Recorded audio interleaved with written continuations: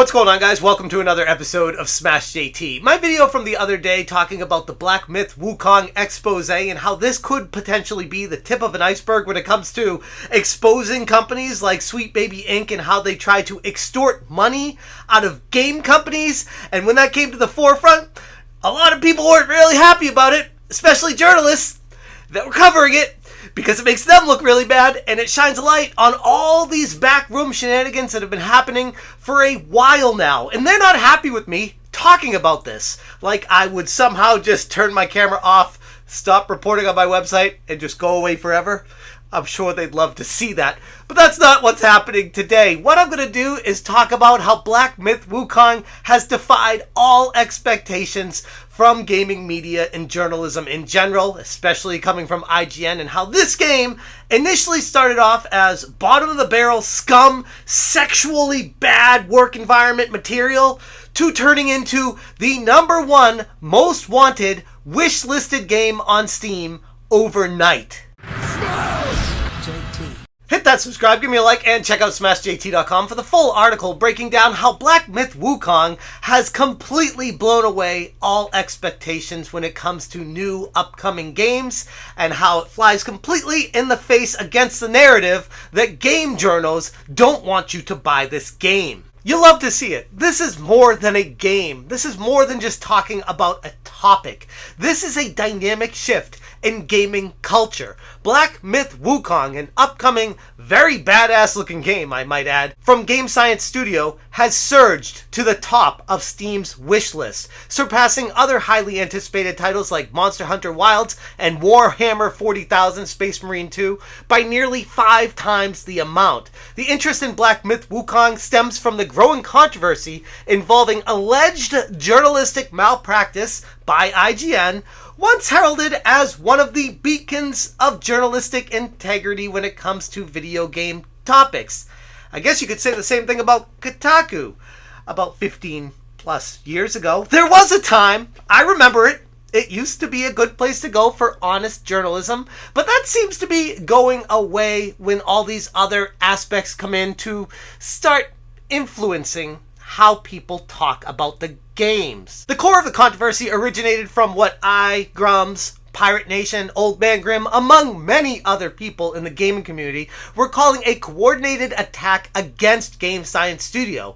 Earlier reports, and I use that term extremely lightly here, by IGN included allegations of sexual misconduct within the studio. And these claims were reported based off of mistranslated documents that have come through from, get this, the person that translated them apparently is claiming they were never paid.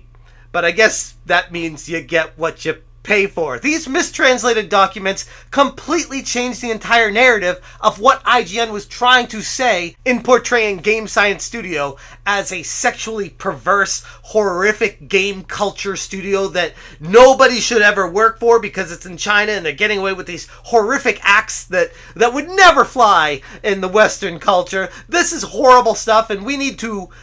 they didn't say boycott the game, but they were pretty much talking about everything about why you shouldn't buy into this because it would just propagate this kind of agenda by these types of people. But in reality, as it was uncovered, that allegedly there was $7 million that they had to pay Sweet Baby Inc., and if they didn't do that, they would get attacked by the Nose Ring Mafia, which is exactly what happened in turn. Interestingly enough, every time Black Myth Wukong had been mentioned in IGN's coverage since its original allegations, references to the supposed misconduct issues have been included, leading to allegations that IGN is not merely reporting on the game, but actively trying to undermine any potential success that it could have had before it even releases. Now, Grums took the time to make this tweet and show all the articles that IGN put out there, so thank you to Grums for doing this, the legwork behind it. IGN has had a history of doing this, and here's the funniest part about all of it.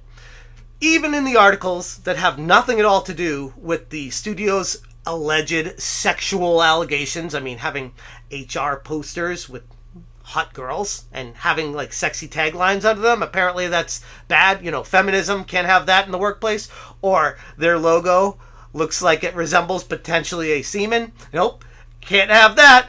All these articles from IGN even if they don't have anything to do with the sexual allegations that they drummed up, are referencing IGN as the source. So they're propagating this lie by building a narrative on top of themselves. Like, that would be, for instance, if I wanted to have some sort of reason to run a smear campaign on something because they wronged me or they didn't pay my demands of $7 million, then I would write an article about them and then write a completely different article about them, not referencing the situation that was the problem, just talking about something else, but then at the bottom of that article saying, oh, and this is also known as that studio that did all these horrible sexual allegation stuff, and let me reference my entire article that I wrote myself about them before. Like, the inherent bias in what they're doing here is beyond embarrassing. It's pathetic. This is journalism scum.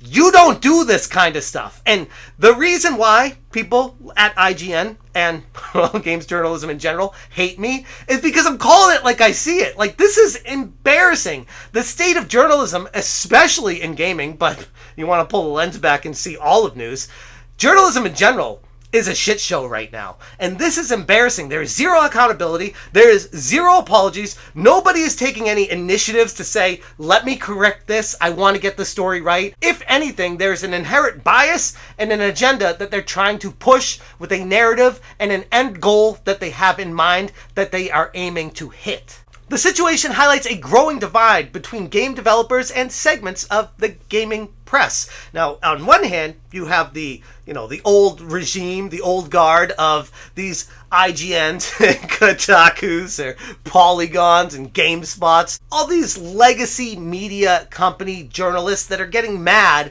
because they had a narrative that they could control, and that has lost grip. Now, YouTubers like myself have come to the forefront to challenge that narrative, and they don't know what to do. So they're getting backed into a corner with their lies, and instead of being accountable, apologizing, doing the right thing, and coming forward and saying that there was a mistake, they're starting to go on the offensive against people like me. And it's showing clear as day. There are people in my corner seeing it on Twitter as I talk about how these people are not doing their job the way it should be done properly, and instead of doing the right thing, they are sending people at me. They are getting angry at me holding them accountable. I don't look at myself as a journalist. I say this all the time. I'm just a guy that likes video games and reporting on the truth, talking about what I find interesting and why I feel like the message of what reality is has to get out there. Now, if that makes me a journalist, I guess I am by default, but I don't like being called that because I don't want to be grouped in with what that other stuff is. IGN got community noted on Twitter with their old article back in 2023 in November when they said indie souls like Black Myth Wukong has seen widespread acclaim since its reveal, but the studio behind it, Game Science, has long been plagued with accusations of sexism that reflect wider issues in the Chinese games industry. Our report. And that's a report that I read through extensively and found no smoking gun. There was nothing in that I'm like, oh, that's horrific of what's going on in that studio there. If anything, it struck me as fairly normal. If anything, like 1990s America, where it was a lot more relaxed and you could just be chill in an office. Apparently, we've progressed way past that point, and now we want to cancel other countries, namely China, because of that, which is just hysterical in its own right. But it got community noted, stating the sexist quotes shown in the article are poorly translated. Accurate translations show the statements being vulgar, but definitely not sexist. IGN reporting on these fallacious, unverified claims as though they're fact is yellow journalism where CNs were made to combat. And oh, by the way, has IGN spoken up? Have they come forward and apologized, redacted the article, completely changed it? Have they said anything about this? No. Why? It's provenly false. Like, we have brought the information. The evidence is there. It's clear as day. And nothing. What have they done? Turned off replies. Alright, there's the accountability. Okay, I should have expected that because that's how the state of journalism and gaming these days is. They don't want to be accountable. They don't want to apologize. They don't want to take any actions to fix the mistakes or problems. They want to run and hide, bury the head in the side, go into protected mode, go anywhere but search for the truth. And that in itself speaks volumes for what their end goals really are. Anyways, I'm going to leave it there. If you guys want more information, check out smashjt.com for the full article, links, references, screenshots, all that fun stuff. If you enjoy what I'm doing here and want to support the channel, hit that join button. Thank you guys so much for watching, and as always, you stay smashing. Smash